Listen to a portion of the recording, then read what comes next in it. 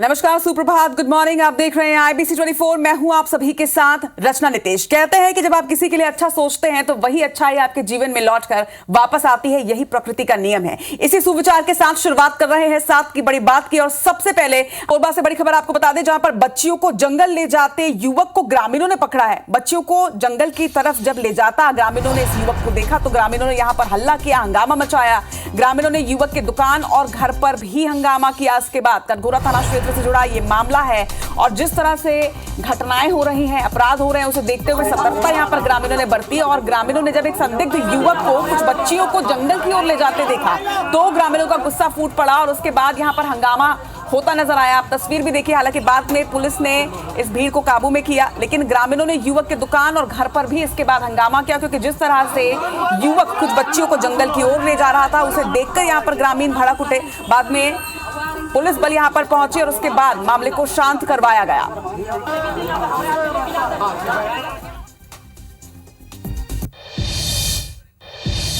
खबर अनूपपुर से है, जहां पर जिले के पकरिया गांव में कुएं में गिरे तेंदुए का रेस्क्यू किया गया है। दरअसल ग्रामीणों ने कुएं में गिरे तेंदुए की सूचना वन विभाग को दी थी, जिसकी तस्वीर भी आपके टीवी स्क्रीन पर है। इसके बाद वन अमला यहां पर पहुंचा, रेस्क्यू टीम के साथ मौके पर पहुंचकर भीड़ को कुएं से दूर हटाकर इस तेंदुए का रेस्क्यू किया गया है। काफी मशक्कत के बाद तेंदुए को सीढ़ी की मदद से बाहर निकाला गया, मगर बाहर आते ही तेंदुए ने बीट इंचार्ज पर हमला कर दिया। यह भी जानकारी सामने आई। हालांकि हमले में गंभीर चोट उन्हें नहीं आई है। वन विभाग ने तेंदुए को लेकर आसपास के गांव में सावधानी बरतने के लिए अलर्ट भी जारी कर दिया है, मुनादी भी करवाई गई है। लेकिन ये तस्वीर देखिए, कुएं में तेंदुआ गिर गया था। हालांकि बाद में ग्रामीणों ने वन विभाग की टीम को इसकी सूचना दी और उसके बाद इसका रेस्क्यू किया गया। लेकिन रेस्क्यू करते ही जैसे ही तेंदुआ बाहर आया, उसने एक कर्मचारी पर हमला भी कर दिया। हालांकि वो गंभीर चोट उन्हें नहीं आई, लेकिन इसके बावजूद भी यहां पर वन विभाग ने दिया है और मुनादी करवाई है कि लोगों को सतर्क रहने की जरूरत है।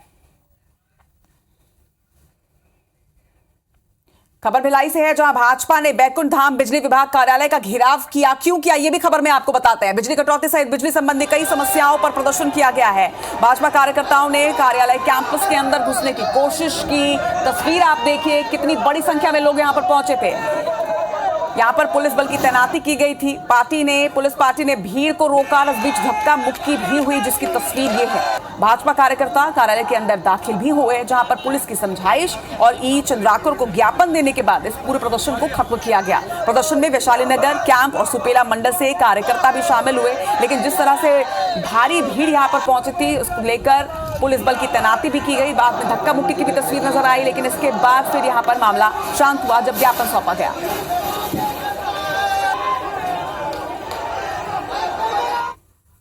और अब देखते हैं अब तक की टॉप न्यूज। पृथ्वी की कक्षा में पहुंचा चंद्रयान 3। 40 दिन बाद चांद पर करेगा लैंडिंग। कल इसरो ने श्रीहरिकोटा से किया था लॉन्च। आज फ्रांस से यूएई जाएंगे प्रधानमंत्री नरेंद्र मोदी। अबू धाबी में राष्ट्रपति शेख मोहम्मद जायद नहायान के साथ करेंगे द्विपक्षीय बैठक। कई मुद्दों पर होगी चर्चा।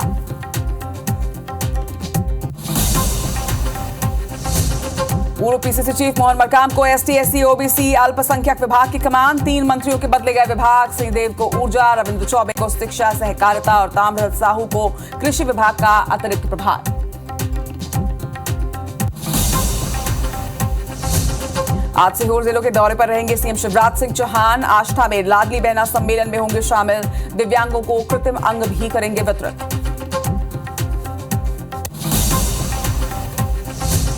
सीएम भूपेश बघेल आज सोशल मीडिया इन्फ्लुएंसर्स और यूट्यूबर्स से करेंगे मुलाकात। 16 जुलाई को लोक कलाकारों से मिलेंगे मुख्यमंत्री। छत्तीसगढ़ कांग्रेस अध्यक्ष दीपक आज आएंगे रायपुर। एयरपोर्ट से राजीव भवन तक किया जाएगा स्वागत। राजीव भवन में पदभार ग्रहण करेंगे दीपक बैज।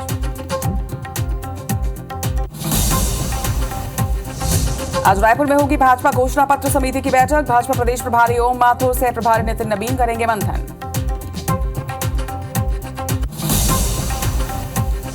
रायपुर में आज एक साथ 5,000 कर्मचारी सौंपेंगे इस्तीफा। एस्मा लगाने के विरोध में सामूहिक इस्तीफा। हड़ताली कर्मियों पर सरकार ने लगाया है एस्मा।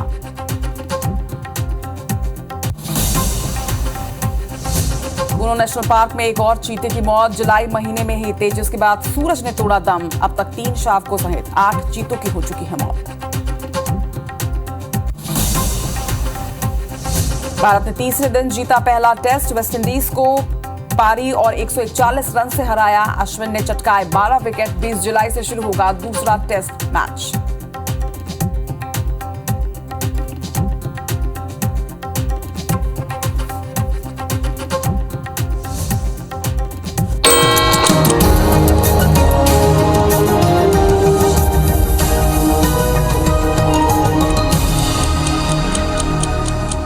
और हेडलाइंस के बाद 7 की बड़ी बात में आपको बताते हैं देश और दुनिया की 7 बड़ी खबरें।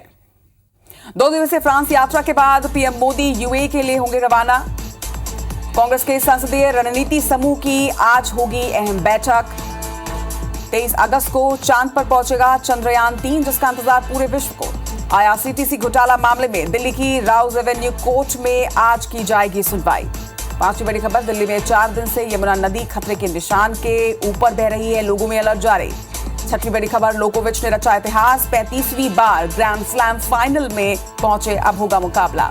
और 7वीं बड़ी खबर, भारत ने विंडीज को पहले टेस्ट में 141 रनों से हराया। और टॉप न्यूज के बाद अब फिर से एक बार आपको बड़ी खबर बता दें, जहां पर पीएम मोदी का विदेश दौरा चल रहा है। पेरिस में कल रात फ्रांस के राष्ट्रपति के साथ उन्होंने डिनर किया। मैक्रो ने पीएम को डिनर पर आमंत्रित किया था। बता दें कि पेरिस के ऐतिहासिक लूव्र संग्रहालय में यह डिनर आयोजित किया गया था पीएम मोदी के लिए, जहां उन्होंने शिरकत की। आज फ्रांस से यूएई पीएम मोदी पहुंचने वाले हैं, वहां पर भी उनकी कई अहम मीटिंग होगी, चर्चाएं होंगी। तो मैक्रो ने पीएम को कल डिनर पर आमंत्रित किया था। फ्रांस के दौरे पर हैं इस वक्त देश के प्रधानमंत्री नरेंद्र मोदी। आपको बता दें कि पेरिस में कल रात फ्रांस के राष्ट्रपति के साथ उनका डिनर मीट था। मैक्रो ने पीएम को डिनर पर इनवाइट किया था और ये डिनर मीट लूव्र संग्रहालय में आयोजित किया गया था। पेरिस का ऐतिहासिक लूव्र संग्रहालय, जिसके बारे में आप भी जानते हैं, वहां इस डिनर मीट को आयोजित किया गया था, जहां पर प्रधानमंत्री नरेंद्र मोदी ने फ्रांस के राष्ट्रपति के साथ डिनर किया।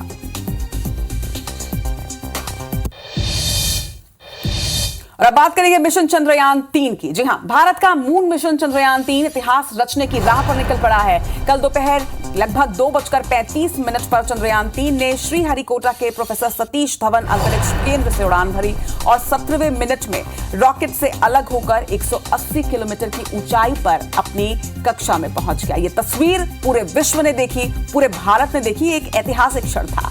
अब ये धरती का 5 चक्कर लगाएगा और उसके बाद चांद के चक्कर लगाए जाएंगे। और उसके बाद आपको बता दें कि 23 अगस्त की वो तारीख है जब शाम 5:47 पर चंद्रमा की सतह पर उतरने की संभावना है इस चंद्रयान की। लैंडर की सफल लैंडिंग से भारत न सिर्फ इतिहास रचेगा, बल्कि अमेरिका, रूस और चीन के साथ ऐसा करने वाला दुनिया का चौथा देश बन जाएगा। चंद्रयान 3 का यह सफर 41 दिनों का होगा।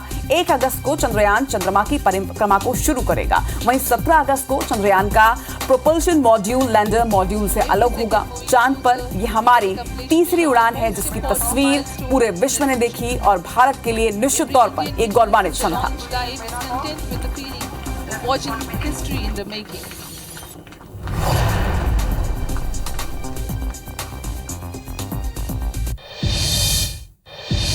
देश दुनिया की बड़ी खबरों के बाद अब जरा आपको मध्य प्रदेश की बड़ी खबर बता दें। आज सीहोर जिले के दौरे पर मध्य प्रदेश के सीएम शिवराज सिंह चौहान रहने वाले हैं, जहां पर लाडली बहना सम्मेलन में वो शामिल होंगे। बता दें आष्टा के मुखर्जी मैदान में इस कार्यक्रम का आयोजन किया गया है, जहां पर लाडली बहना जुटेंगी और उन्हें संबोधित करेंगे सीएम शिवराज सिंह चौहान। इसके साथ ही कृत्रिम अंगों का वितरण आज किया जाना है। साथ ही सीहोर में रोड शो भी आज होगा सीएम शिवराज सिंह चौहान का। आष्टा के मुखर्जी मैदान में आज लाडली बहना कार्यक्रम का आयोजन है, जहां पर सीएम शिवराज सिंह चौहान जिस तरह से बातचीत करते हैं, संवाद करते हैं, वो किया जाएगा। इसके साथ ही और कई अहम कार्यक्रमों में आज वो शिरकत करेंगे। सीएम शिवराज सिंह चौहान के कई कार्यक्रम आज मध्य प्रदेश में हैं, जिनमें वो शिरकत करने वाले हैं। सीहोर जिले के दौरे पर आज वो रहने वाले हैं और कई कार्यक्रमों में शिरकत होगी। और अब रुक करेंगे छत्तीसगढ़ का। आपको बता दें कि आज छत्तीसगढ़ के दौरे पर बीजेपी के प्रदेश प्रभारी रहने वाले हैं। बीजेपी प्रदेश प्रभारी ओम माथुर पहुंचेंगे। घोषणा पत्र समिति की सदस्यों के साथ आज अहम बैठक होने वाली है। सह प्रदेश प्रभारी नितिन नबीन भी उनके साथ ही इस बैठक में शामिल होंगे। बैठक में शामिल होने के लिए आज नितिन नबीन रायपुर पहुंचेंगे। घोषणा पत्र तैयार करने के संबंध में इस बैठक में माना जा रहा है कि चर्चा की जाएगी। बता दें कि घोषणा पत्र समिति के संयोजक विजय बघेल हैं और वो भी इस बैठक में शामिल होंगे। अब कुछ ही महीनों के बाद चुनाव होने हैं और ऐसे में घोषणा पत्र समिति घोषणा पत्र पर यह अहम चर्चा करेगी। इसके पहले भी एक मीटिंग हो चुकी है और अब इस मीटिंग में कई मुद्दों पर मंथन किया जाएगा और माना जा रहा है कि इसमें प्रारूप तैयार किया जा सकता है।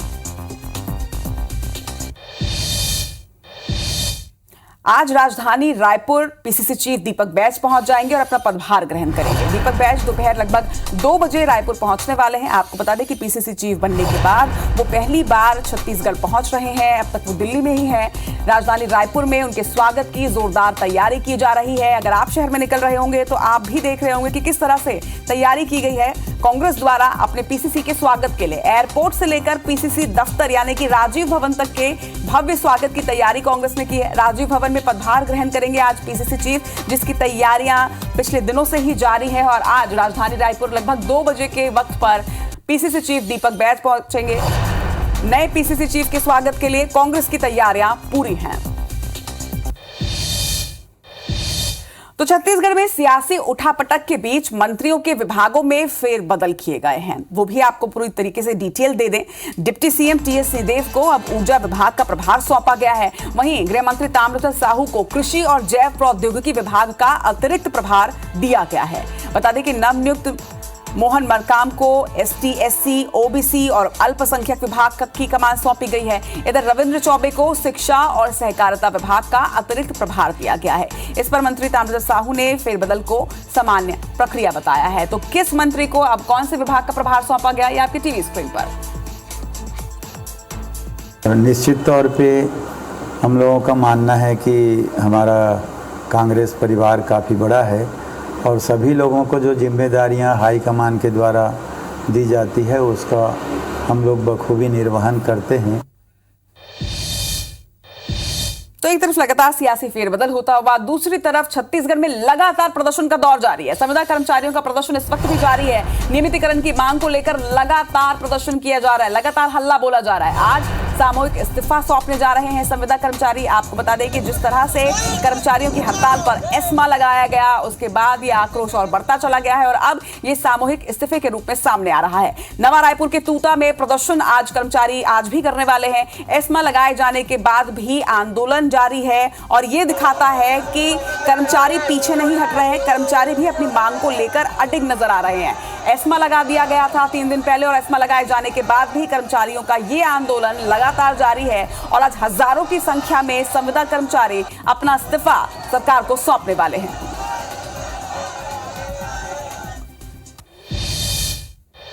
और प्रदर्शन और हड़ताल की ये तस्वीरें सिर्फ छत्तीसगढ़ की ही नहीं है, बल्कि मध्य प्रदेश में भी कुछ इसी तरह की तस्वीरें सामने आ रही है। मध्य प्रदेश में नर्सों की हड़ताल लगातार जारी है। हड़ताल के चलते अस्पतालों में व्यवस्थाएं ठप पड़ी हुई है, मरीज परेशान हो रहे हैं। हड़ताल से जेपी हॉस्पिटल में आईसीयू को भी बंद करना पड़ा है। आप ये सोचिए कि स्थिति कैसी हो गई है कि हॉस्पिटल्स में आईसीयू को बंद करना पड़ रहा है क्योंकि स्टाफ ही नहीं है। 7 दिन से सरकारी अस्पतालों की नर्सें हड़ताल पर है, जिसकी वजह से जो व्यवस्थाएं हैं वो पूरी तरीके से ठप पड़ी हुई हैं और नर्सों का कहना है कि उनकी मांगों को जब तक नहीं माना जाता वो इस हड़ताल को खत्म नहीं करने वाली है। देखना होगा कि आखिर कब तक सुनवाई होती है और कब ये वापस अपने काम पर लौटते हैं, क्योंकि नर्सों के वापस नहीं आने की वजह से मरीजों में परेशानी दिन ब दिन बढ़ती जा रही है। अब आपको खबर धर्मांतरण से जुड़ी हुई दिखाते हैं। दरअसल नाम बदलकर धर्मांतरण कराने का आरोप लगा है। यूपी के इटावा में लव जिहाद का एक केस दर्ज किया गया है, जहां पर हिंदू लड़की का नाम बदलने का आरोप लगाया गया। लड़की के माता पिता ने अब केस भी दर्ज करवाया है। वहीं पुलिस ने इस मामले में आरोपी की गिरफ्तारी कर ली है। तो लव जिहाद के मामले में शिकायत दर्ज करवाई गई है। हिंदू लड़की का नाम बदलने का यहां पर आरोप है। अब लड़की के परिजनों ने केस दर्ज कराया है और शिकायत के बाद इटावा पुलिस ने एक्शन लेते हुए आरोपी की गिरफ्तारी की है।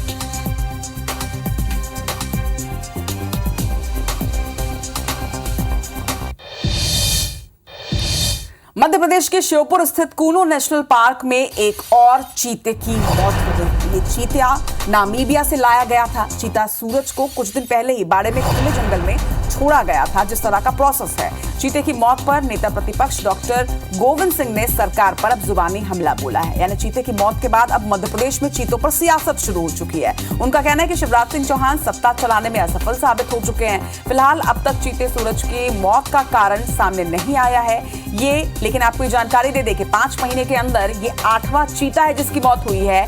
3 शावकों के साथ अब तक 5 चीतों की मौत हो चुकी है। श्योपुर स्थित कूनो नेशनल पार्क में 26 जून को सूरज चीते को देर शाम बाड़े से खुले जंगल में छोड़ा गया था। सूरज 10वां चीता था जिसे कूनो नेशनल पार्क के खुले जंगल में आजाद किया गया था, क्योंकि इसके पहले उन्हें क्वारंटीन मोड पर रखा जाता है। वहीं कूनो नेशनल पार्क में अब तक 5 चीतों के साथ 3 शावकों की मौत हो चुकी है। अब पार्क में कुल 15 चीते बचे हैं, लेकिन लगातार जिस तरह से एक के बाद एक चीतों की मौत हो रही है, इस महीने के अंदर ही 2 चीतों की मौत हो चुकी है, जिससे प्रबंधन पर भी कई सवाल खड़े हो रहे हैं। हालांकि अब जांच की जा रही है और पोस्टमार्टम रिपोर्ट के बाद ही पूरी तरीके से खुलासा हो पाएगा कि सूरज की मौत आखिर कैसे हुई।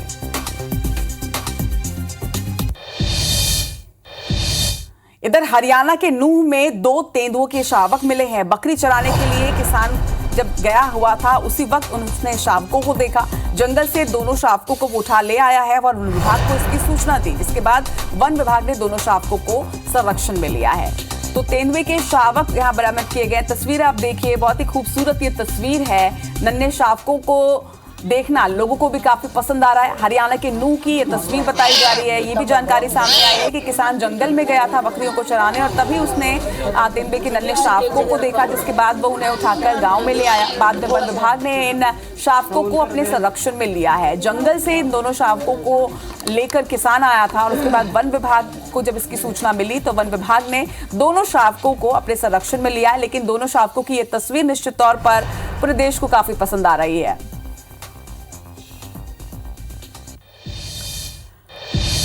खबर देश की राजधानी दिल्ली की बता दें आपको। दिल्ली के मुकुंदपुर में 3 बच्चों की जल भराव में डूबने से मौत हो गई है। दिल्ली पुलिस ने बताया कि तीनों शव अस्पताल भेज दिए गए हैं। वहीं दिल्ली में 4 दिनों से यमुना नदी खतरे के निशान के ऊपर बह रही है। जिस तरह की तस्वीरें सामने आ रही दिल्ली की, वो आप भी देखिए। शुक्रवार सुबह यमुना नदी का जलस्तर 208.40 मीटर तक पहुंच गया था। ये खतरे के निशान 205 मीटर से काफी ऊपर है। दिल्ली में सुप्रीम कोर्ट के बाहर सड़क पर किस तरह से पानी भरा, वो भी तस्वीरें आपके सामने आई। बाढ़ का पानी यमुना बाजार, लाल किला, राजघाट और ISBT कश्मीरी गेट तक पहुंच चुका है, जहां पर 3-3 फीट तक पानी भरा हुआ है। लोगों को परेशानियां हो रही हैं। हालात बिगड़ता देखकर सीएम अरविंद केजरीवाल ने ड्रेनेज ठीक करने के लिए सेना से भी अब मदद की गुहार लगाई है। लेकिन जिस तरह से ऐसे पौष इलाकों में ये पानी भरा है, ऐसे कई सवाल भी खड़े होते हैं। अब राजघाट की तस्वीर देखिए, जो राजघाट तस्वीरों में कितना खूबसूरत नजर आता है, वहां इस वक्त इतने ऊंचे तक पानी बह रहा है। 4 दिन से खतरे के निशान के ऊपर है। दिल्ली में हाई अलर्ट है और कोशिश की जा रही है कि जल्द से जल्द पानी की निकासी करवाई जाए, ताकि जो जनजीवन है वो इससे प्रभावित ना हो। लेकिन यहाँ पर निश्चित तौर पर एक दुखद खबर सामने आई कि जिस तरह से बाढ़ की स्थिति दिल्ली में बनी हुई है, इस जल भराव में डूबने की वजह से 3 बच्चों की मौत हो गई है।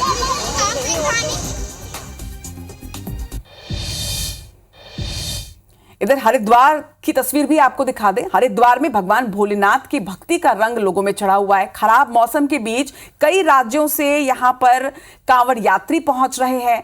हरिद्वार कांवड़िया किस तरह से पहुंच रहे हैं आप तस्वीरों में देखिए। हरिद्वार में तमाम गंगा घाटों से लेकर हाईवे और शहर की कॉलोनियों तक में कांवड़ यात्री जो हैं वो नजर आ रहे हैं। हर तरफ जिस तरफ आप देखेंगे सिर्फ कांवड़िया ही नजर आ रहे हैं। हरिद्वार और कनखल की कॉलोनियों में जगह जगह पर कांवड़ यात्री शिव भजनों पर मदमस्त होकर झूम रहे हैं। हाईवे पर डाक कांवड़ का सैलाब गंगा जल लेकर मंजिल की तरफ किस तरह से आगे बढ़ रहा है, ये 2 तस्वीरों के माध्यम से आप देखिए। हरिद्वार की ये 2 तस्वीरें।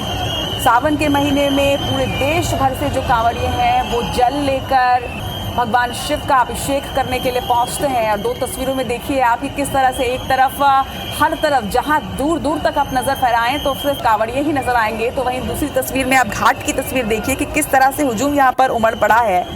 गंगा का जल लेने के लिए कांवड़ यात्री पहुंच रहे हैं और उसके बाद पैदल यात्रा करके ये शिव का अभिषेक करते हैं। और अब बात करेंगे खेल जगत की, यानी कि क्रिकेट की। भारत ने वेस्टइंडीज के दौरे का पहला टेस्ट पारी और 141 रन से इसे जीत लिया है। बता दें कि टीम ने 2 टेस्ट की सीरीज में 1-0 की बढ़त भी बना ली है। दूसरा मुकाबला अब 20 जुलाई को होगा पोर्ट ऑफ स्पेन में। WTC फाइनल में बाहर बैठने वाले रविचंद्रन अश्विन और डेब्यूटेंट यशस्वी जायसवाल इस जीत के हीरो रहे। जी हां, रविचंद्रन ने इस मुकाबले में 12 विकेट लिए, जबकि यशस्वी जायसवाल ने 171 रनों की शानदार पारी खेली। वो प्लेयर ऑफ द मैच रहे। कप्तान रोहित शर्मा ने भी शतकीय पारी इस मैच में खेली और इसी का नतीजा है कि टीम इंडिया ने पहला टेस्ट मैच जीत लिया है। वेस्टइंडीज को एक पारी और 141 रनों से हराया। तो देश, दुनिया और दोनों ही प्रदेशों की तमाम बड़ी खबरों से साथ की बड़ी बात में आपको अपडेट किया, लेकिन आगे आप देखिए छत्तीसगढ़ से जुड़ी हर बड़ी खबर छत्तीसगढ़ी भाषा में हमर बानी हमर गोठ में श्रवण तंबोली के साथ। मुझे दीजिए इजाजत, नमस्कार।